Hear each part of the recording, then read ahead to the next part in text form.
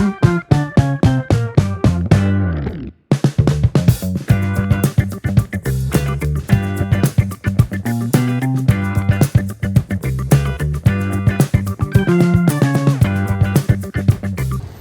dia, boa tarde, boa noite para todos que estão assistindo, dependendo do horário que estão assistindo também. Agora, meu nome é Anderson e esse aqui é meu parceiro Hudson. Nós vamos começar o questionário do bloco 7 agora, que tem o tema Ansiedade na Sociedade Contemporânea. A impressão que temos é que com os avanços tecnológicos e o acesso de informações fáceis, veio também muitas doenças psicológicas, incluindo a ansiedade, que afeta muitos jovens, adultos e adolescentes também. Mas apesar dessa doença estar bastante presente na vida contemporânea, ainda carecemos de mais informações. No sentido, vamos à primeira pergunta deste bloco. O que é a ansiedade? Bom, o processo de ansiedade, né? Eu digo que a ansiedade, ele é um processo normal na vida de nós seres humanos, né? Mas a gente começa a evidenciar até que ponto, né, essa ansiedade ela começa a se tornar algo patológico, né? A gente evidencia que algo está fugindo dos padrões, né, de normalidade, quando a gente evidencia, né, como sintomas uma preocupação excessiva, né? E esse exagero, né, uma preocupação excessiva com algo que ainda vai acontecer. Então, a partir desse momento que a gente evidencia esses sintomas, a gente merece ter uma devida atenção. Sim. E quais as causas principais para uma pessoa ficar com muita crise de ansiedade? Bom, eu acho que as causas elas variam muito, né, de sujeito para sujeito, até porque cada ser humano é único, né? E também está atrelada a questão das perspectivas de vida de cada um, né? As perspectivas de futuro. Como que eu lido com essas questões, como que eu lido com essas situações que emergem na minha vida.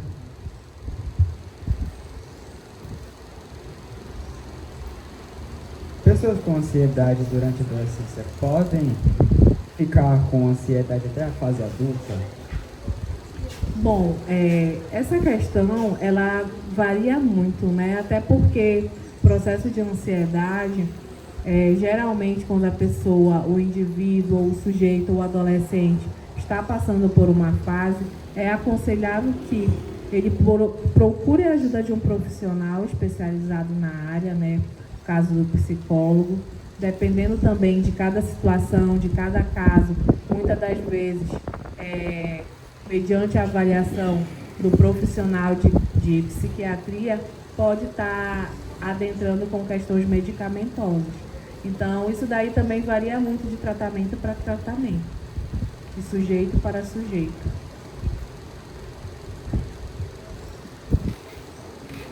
A ansiedade acontece do nada? Se a minha família tiver ansiedade, eu também vou ter?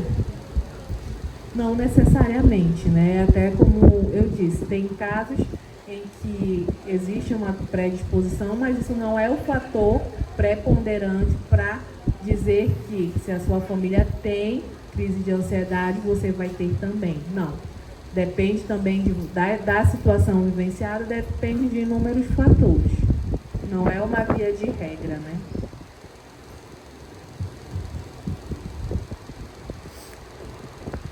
Como lidar com a ansiedade e o medo de maneira saudável?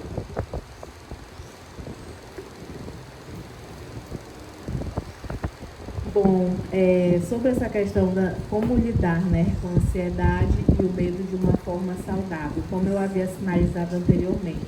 A ansiedade e o medo fazem parte do nosso cotidiano, né, de sentimentos que são saudáveis, né, estão dentro do nosso convívio, né, mas aí até que ponto isso se torna, de que forma a gente pode estar lidando de uma forma saudável, né?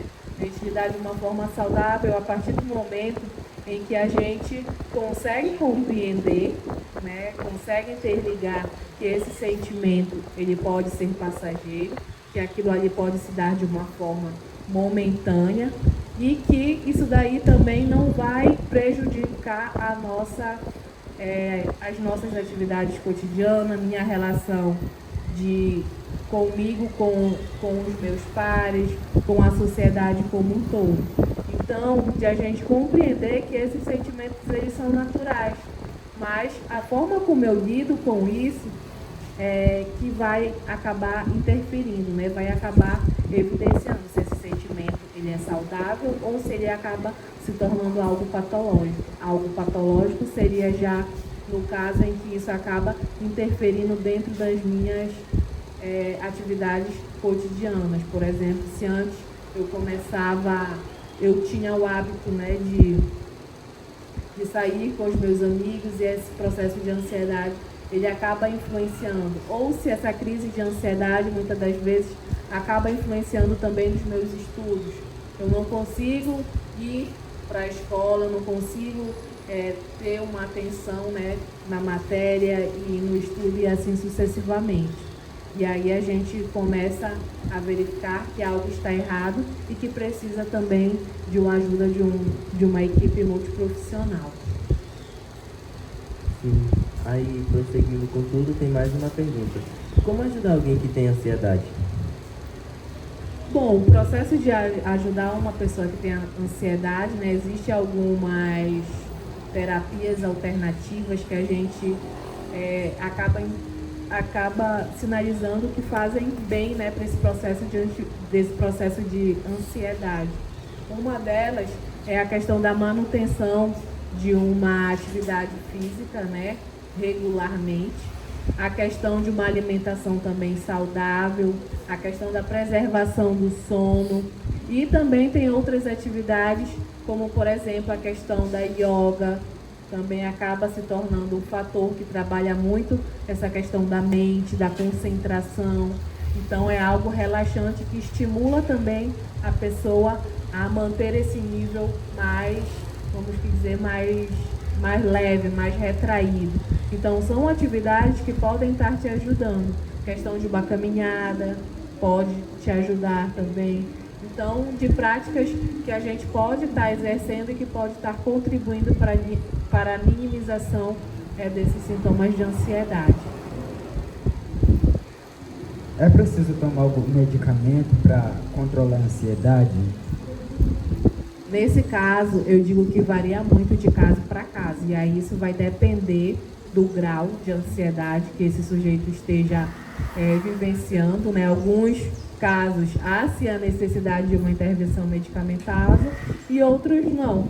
Então, varia muito de caso para caso e também da intensidade desses sintomas.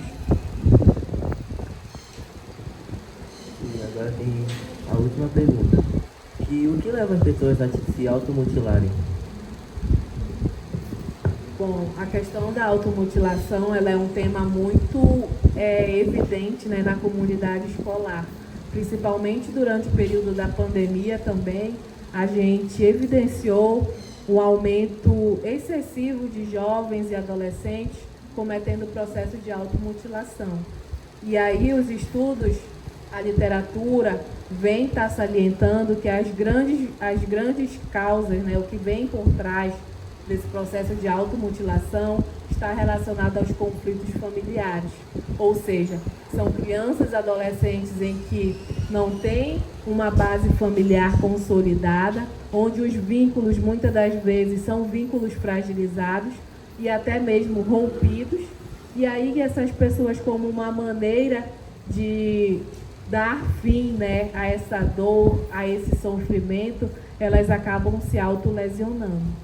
É como se fosse um prazer momentâneo, mas só que esse prazer, ele acaba no corte, né? Porque depois a tendência é que esse jovem acabe tendo cada vez mais recorrência, porque é um prazer momentâneo e aí por isso que aumenta o índice de automutilação, né? Os riscos eles vão ficando cada vez mais intensos. E aí nesse caso também há necessidade, se vocês identificarem algum colega ou alguma situação, de vocês estarem repassando para a direção ou para o coordenador pedagógico, para que a gente possa dar os devidos encaminhamentos para que a gente possa ajudar esse jovem, esse adolescente a sair dessa condição, porque é um sofrimento psíquico muito intenso. Então, merece um olhar diferenciado de nós enquanto atores sociais. Agradeço muito as respostas em que a nossa psicóloga Ítala nos passou. Agradeço ao público e a audiência, você que está aí de casa vendo o podcast Murinicast, e nos vemos ao próximo bloco. Por favor, curta o vídeo e se inscreva-se. Muito obrigado.